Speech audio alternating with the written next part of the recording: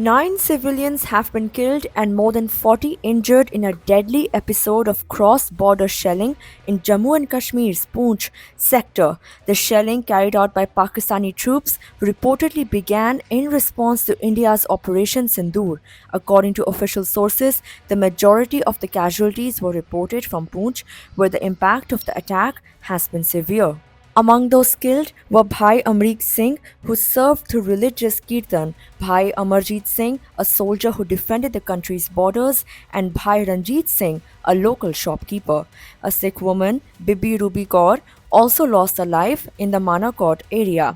Their deaths have sent shock waves through the border communities.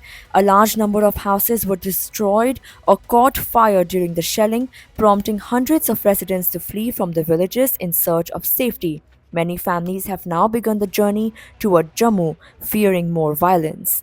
A deeply emotional response came from Gyani Kuldeep Singh Gargaj, the acting Jathedar of Sri Akal Takht Sahib. Condemning the attack, he described it as a blow to humanity. Speaking on Wednesday, he said, and I quote, "The attack on Gurudwara Shri Guru Singh Sabha and the loss of Sikh lives is not just an event, it is a blow to humanity." End quote. The wall of the Gurudwara, a place of prayer and peace, was also damaged in the shelling.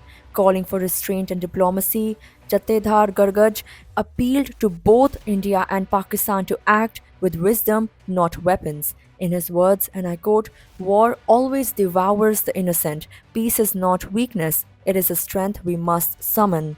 End quote. He paid tribute to the lives lost, stressing their roles in service, defense, and community. He said, and I quote, "Their lives should not have ended like this." End quote. He has also urged the Sikh community to hold prayers for the souls of the deceased and strength for their families. He also sent a heartfelt message to the people living near the border. He said, and I quote, "Support one another, take shelter in Gurbani, stay firm, pray for peace." End quote.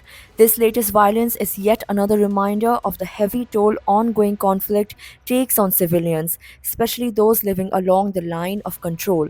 As both governments assess their next moves, voices from civil society and religious leadership are urging a turn toward dialogue, not escalation.